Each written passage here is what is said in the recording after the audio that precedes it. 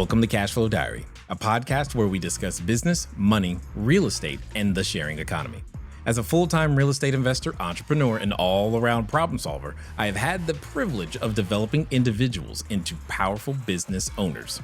And today, the focus turns towards you. Our mission is to help you build your real estate empire by leveraging strategies to grow yourself, your mind, and your wallet. Let's get started.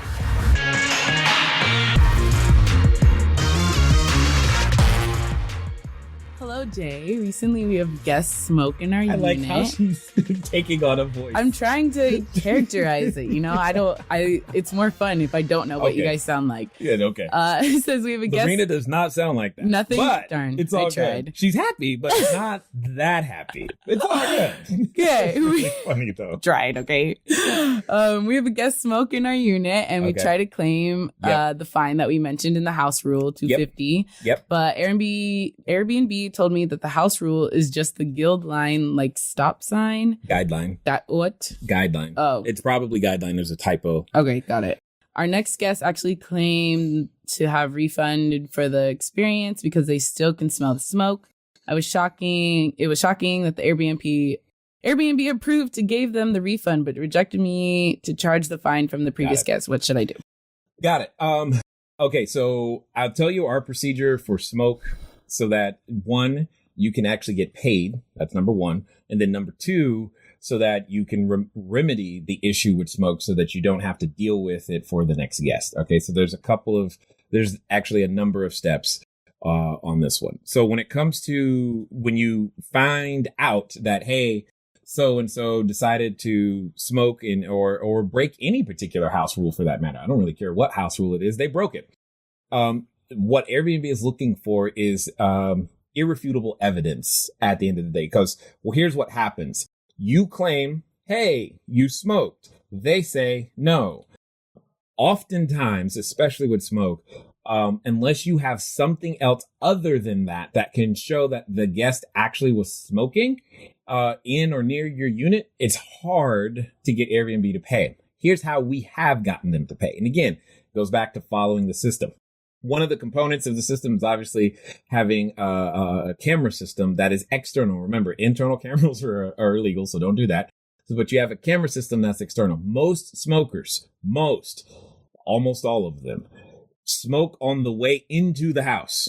And you can catch them walking into the house with the cigarette lit almost all the time.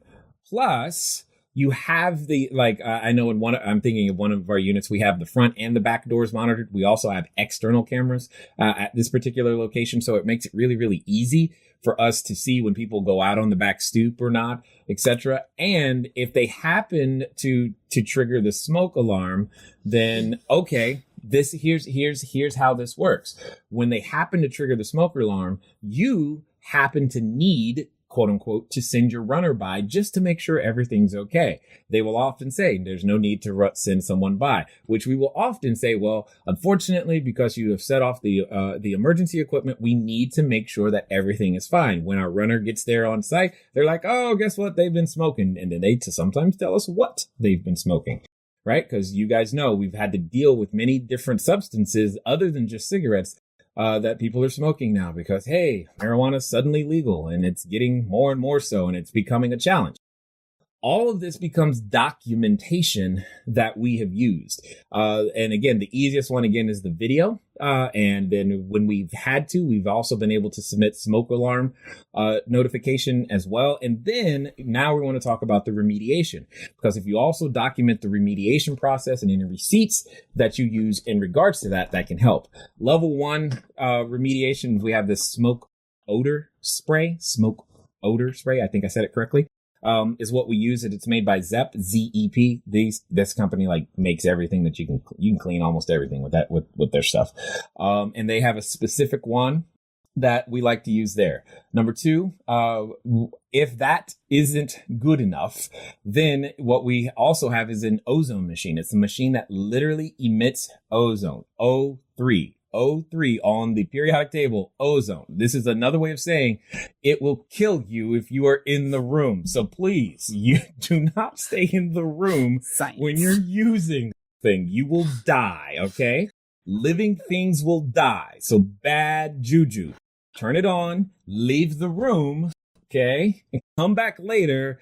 And that what it does, it literally bonds. The three molecules bond with the things that cause odor, pet odor, smoking, whatever you want. And it turns it to a very, I would say, stale smell, if you like, but there's nothing there.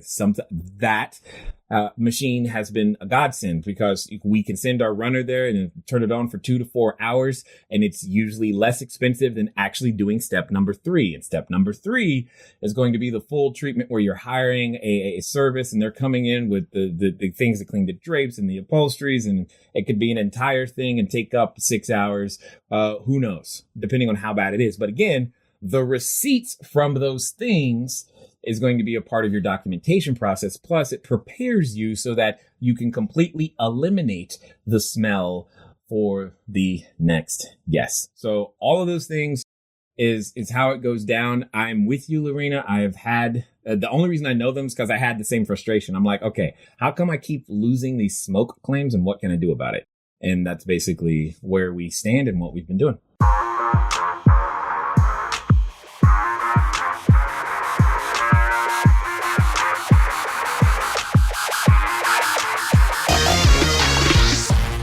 Thank you for tuning in to the Cashflow Diary podcast. If you enjoyed this episode and you'd like to help support the podcast, please subscribe, share with a friend, and leave a rating and a review.